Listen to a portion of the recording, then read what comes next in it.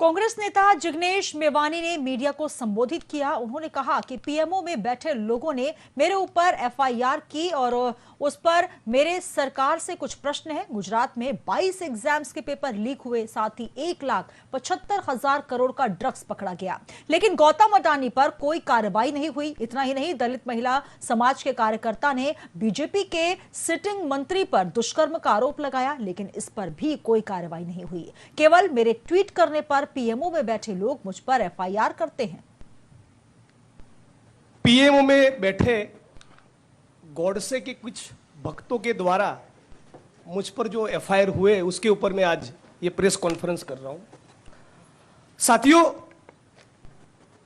सबसे पहला मेरा सवाल है कि गुजरात में पिछले 8-10 सालों के दौरान 2-4 नहीं 22 एग्जाम्स के पेपर लीक हुए, उसमें कोई इन्वेस्टिगेशन नहीं, कोई जांच नहीं, कोई गिरफ्तारियां नहीं। 1-2 नहीं, 22 एग्जाम्स के पेपर लीक हुए।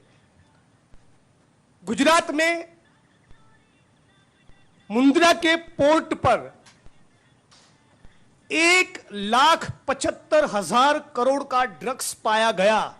आई रिपीट, जिसकी इंटरनेशनल मार्केट में कीमत 1,75,000 करोड़ है, उतना ड्रग्स पाया गया जिस मुंद्रा के पोर्ट पे यदि आपके घर में 10 ग्राम भी ड्रग्स पकड़ा गया, पत्रकार साथियों, आपको भी नहीं छोड़ेंगे। लेकिन गौतम अडानी साहब, उनके खिलाफ कोई कार्रवाई नहीं, कोई एफआईआर नहीं, कोई जांच नहीं, कोई इन्वेस्टिगेशन और इंट्रोगेशन के लिए एक बार भी नहीं बुलाया।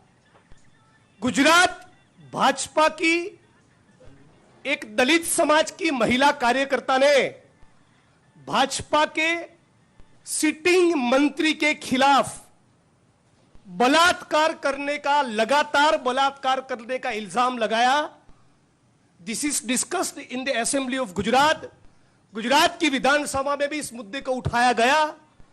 उस मामले में पर भी कोई इन्वेस्टिगेशन नहीं, कोई जांच नहीं, कोई एफआईआर नहीं। कुछ लोग पब्लिकली कहते हैं कि गोली मारो सालों को, फिर भी इसमें इन्वेस्टिगेशन नहीं होता, जांच नहीं होती, एफआईआर नहीं होती। और मेरे केवल एक ट्वीट करने पर पीएमओ में बैठे गॉडसे के भक्तों ने इतने संगीन 2 एफआईआर मुझ पर कर दिए। What does it show? ये क्या दिखाता है? गुजरात की सरकार, प्रधानमंत्री और देश की मोदी सरकार की मंशा क्या है? मैंने केवल यही कहा कि गुजरात के हिम्मतनगर, खंभात और वेरावल, इन 3 जगह पर जहां पर कम्युनल टेंशन हुआ है, कम्युनल क्लैशेस हुए हैं, तो चूंकि जब प्रधानमंत्री गुजरात से है और वो गुजरात के दौरे पर है, गुजरात आने वाले हैं, तो मैं उनको विनती करता हूं कि महात्मा का मंदिर बनाने वाले प्रधानमंत्री मोदी साहब, इस कम्युनल इश्यूज को देखते हुए आप जब गुजरात आ रहे हैं तो प्लीज शांति और अमन बनाए रखने का अपील करें।